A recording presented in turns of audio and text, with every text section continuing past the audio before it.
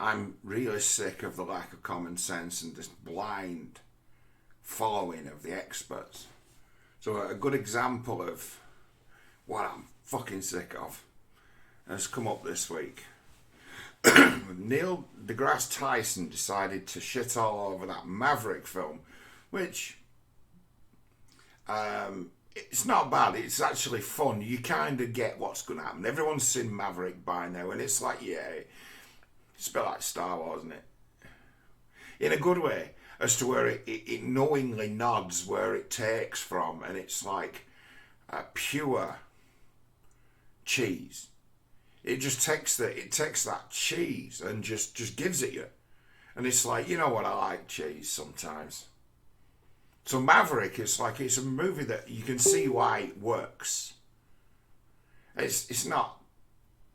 It starts to die and then it gets interesting again and then it gets just silly. And it's like where it gets silly, it's like quite gratifying. It's like, well, it's satisfying.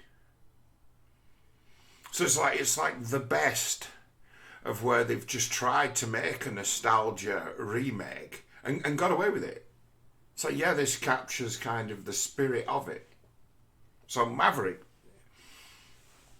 I've seen it once. I'm in no hurry to watch it again. But I'm like, I kind of enjoyed it when the part I liked the best was where they find that F-14 in that hangar, and in a movie you'd expect them to, it's like, but this thing's almost flight ready. They know it because they'd been told about that plane could have been ready for action ages before in the film. It had been set up, and then it was, you got to go out and pull all them pins. You've got to go out and pull all the pins. You've got to go and manually arm everything on it before we can get in it. And they have a charge around pulling all the pins out of everything. It's like, I appreciated that, where it weren't just a matter of getting in it and rolling away. It's like, no, usually there'd be a couple of guys here to ready this and take it through a pre-flight check. And we ain't got time to go through a fucking 10-minute checklist here, so we need to go around and we need to pull all the pins and we need to get this thing moving.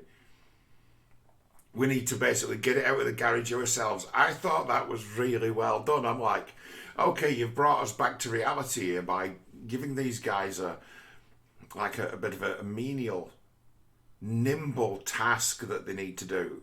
So it's like Maverick, fun.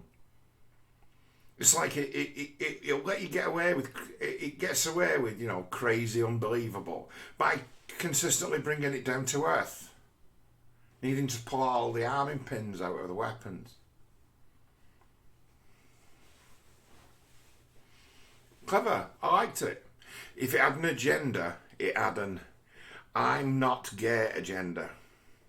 What? It's like, yeah, when he goes back to like Top Gun, he knows a bird who lives there already, and it's like, well, that's who he is, and it accepts that. So it's like, give him the definite not gay. He knows the hottest middle-aged woman in the town. In fact, she might even be the hottest middle-aged woman in the world, and she just happens to. And it's like, hey, fair enough, go straight there. Get made to look like a bit of a dinosaur. It works. So it's like all these walkies who watch it, they watch it and it's got the not gay. So the ladies like that. Always a second chance for, middle-aged single mum who looks like Jennifer Connelly, and it's like, you probably still would. And it's a matter of, mate, the movies. Maverick. Well, I said, DeGrasse Tyson, there's a scene in that as to where he breaks this speed record when he's a test pilot. Ejects. Like Mach 10. Ejects. And Neil deGrasse Tyson's like, hey, I'm late on this. With his science debunk. It's like, you tried that, you would be instantly killed. And he works out how much energy he'd have on you. And he seems to equate that you'd come to a dead stop and you'd die. And it's like, yeah, but you couldn't, could you? You couldn't. You wouldn't be at a dead stop. To eject, you wouldn't be at a dead stop. You would be, the thing you were ejecting from would have the same energy on it as you, and you'd kind of jump clear of it. You'd still be going that fast that way. That's why them seats have got like rockets on. So there's the kind of an attitude braking control thing at that, but it'd be a matter of what's hitting you up there. Well, it'd be a wind, equivalent of a wind, and it's like that wouldn't tear you asunder. That would just blow you for miles. It would just, you'd be weightless, and as well as that, you're also in the you're no longer in a plane, so you're now in you're kind of in the grip of the Earth's gravity, aren't you? Well, yeah. So it's a matter of you're approaching terminal velocity down while you've got a load of like sideways momentum on you. So it's a matter of, well, that kind of energy would be dissipating all the time on your descent. It's like there would only be a certain speed that mode of thing, yeah, falling can go. So all of a sudden you're then captured and swept up by what the rules would be of something they call terminal velocity. You can only fall so quickly, basically. Unaided, unpowered. So I'm thinking, yeah, if you were to stop dead, right? Yeah, you probably would.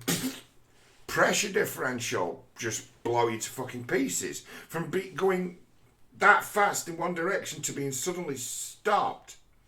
Dead. Once, accidental science experiment. I'm doing like 70 mile an hour and I've got the car window open. Sucked in a bee. Yeah, the bee was sucked into a vehicle doing 70 miles an hour from being stationary. And as soon as it touched something, it popped. And there's like little bits of fur everywhere. And there was no discernible parts of it. You might have been able to find a leg. But I just found that my jumper, a blue jumper I had on, was full of little hairs. Where this bee had exploded because the pressure differential was, in the case of a bee, its little body couldn't handle that kind of pressure and it fucking exploded. But it went from flying at like 1, maybe 2 miles an hour to getting sucked into a stable environment, which was travelling at 70 miles an hour. Dead. But it's a matter of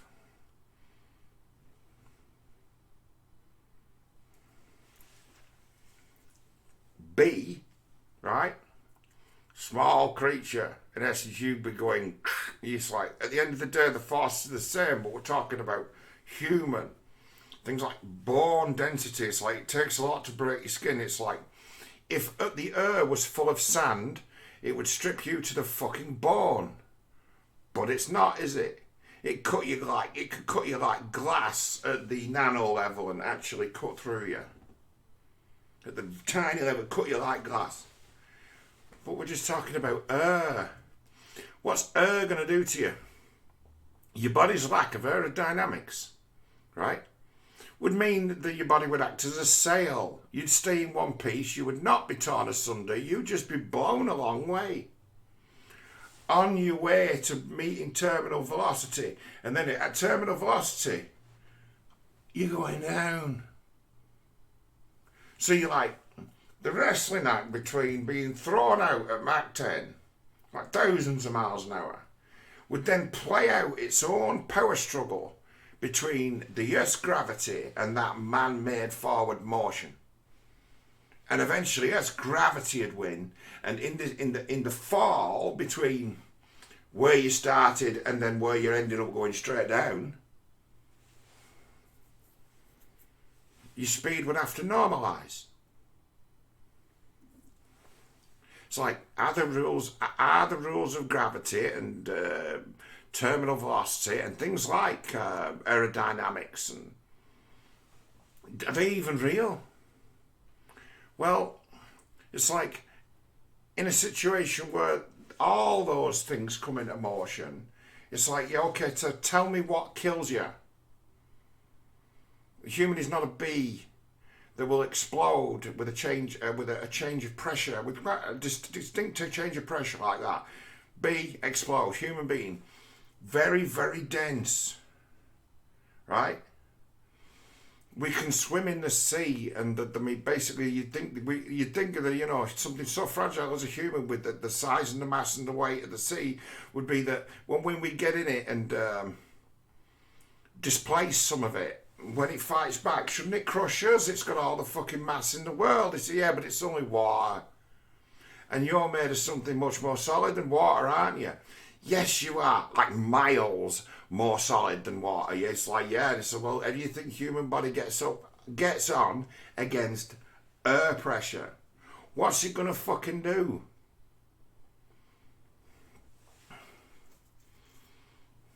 mean, compressed air, what's it gonna do? It's if used as a weapon against you, a blast of air, right, knock you off your feet.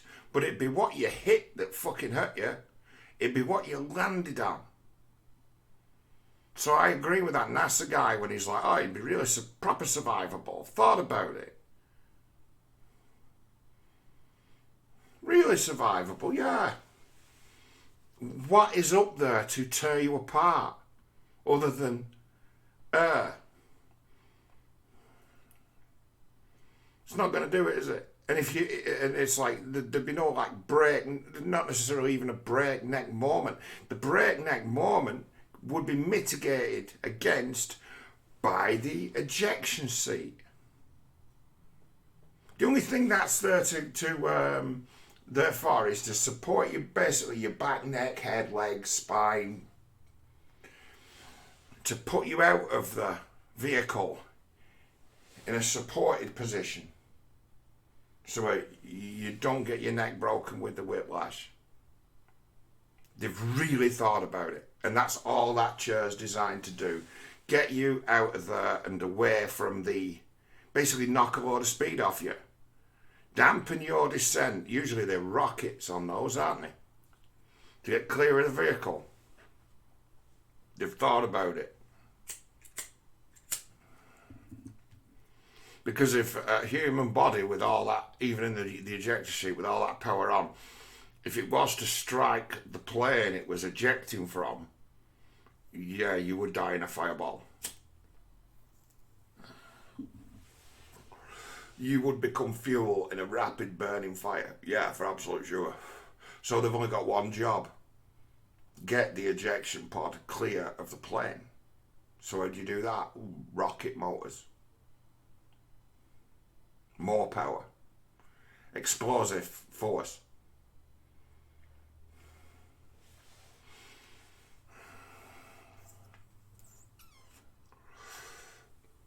Because I thought about it, you know, all these things going on at once, and like this guy, he actually said this was his take. Because I've weighed it up and it's like, well, if you were going from Mach 9 if you're doing Mach 9 and you just immediately just stopped, yeah, you'd just be torn apart. But how is that even possible? And you get it where they try and prove that guy's smart, and there's a guy who asked him a question, said, someone's asked us, what would happen if the world's rotation stopped for even a second? And he gets to mouthing off, oh, that'd be terrible. And he catastrophizes, says, in what fucking eventuality is that even possible? And he's done that again with this. He's assuming that you go from a Mach 9 to dead stop. Well, you don't. He's measuring how much energy that person would have on them based on. I think you have to make like 3 calculations to come up with that energy coefficient. So he's not looking at the human, he's looking at the fucking plane. That's how much energy the plane would have on it. And then he's done some kind of weight calculation as to, well, this is the human element of that. And then it's like, them forces out in the world, do you think, right, when a body's falling, it's probably less a victim of the entropy of that situation. It's the human would be less of a victim of it. Its aerodynamics in the end would destroy it, put it into the ground even quicker. its mass would work against it. It's actually being made out of something that conducts heat extremely readily. Go against the plane. The plane sort of fights against the nature. It's like, it's natural as anything to fall off a log for a human. Falling seems like something we're pretty good at. Falling is something we do well naturally in our bodies. We're pretty balanced for it. In fact, we're better at it than planes are.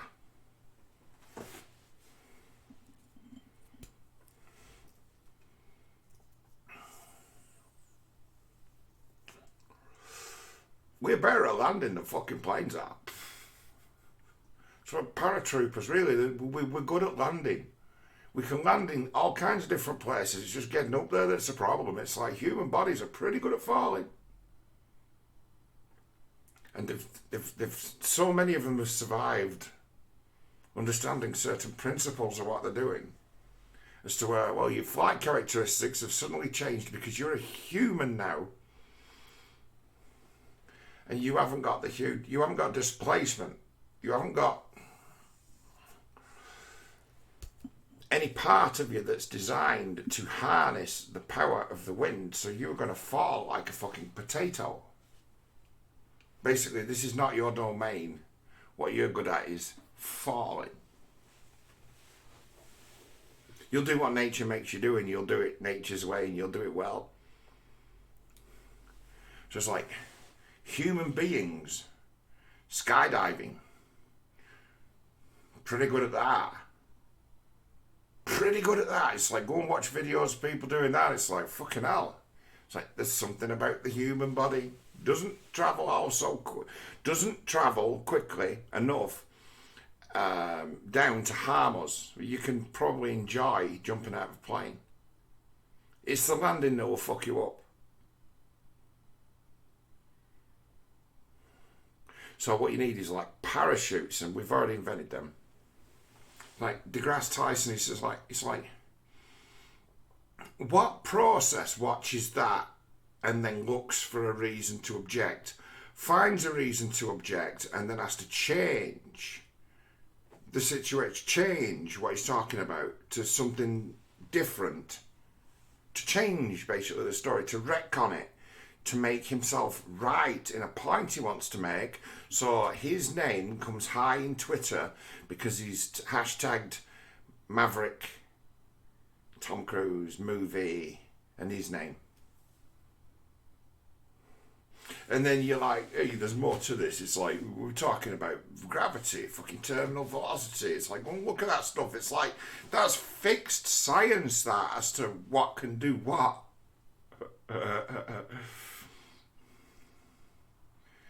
Unaided by power. If it's just falling, we know what it's doing. We can predict that. We know about it. It's like, if you want to forget that and you want to create a situation where you're going from like thousands of miles an hour to stopped dead, and imagine that that is even possible. You're not a scientist, are you, mate? You're a fantasist who uses science words and is known as being a sciencer. And people who just take your word for it find themselves coming out defending you, not knowing shit about anything. It's like, no, this is a common sense thing. It's like, go and throw a fucking potato out your window. Go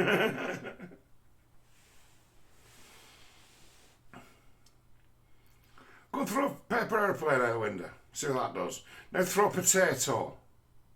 One be the plane, one be you. What's it doing? It's just dropping.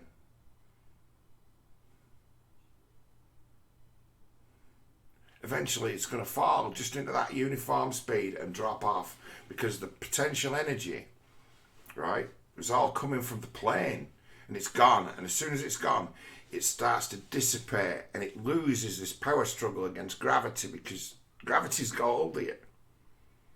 You're going to be blown sideways in your trajectory, or whichever way, until it equalizes, and then you will just straight fall and not die. Go and throw a potato out of the window.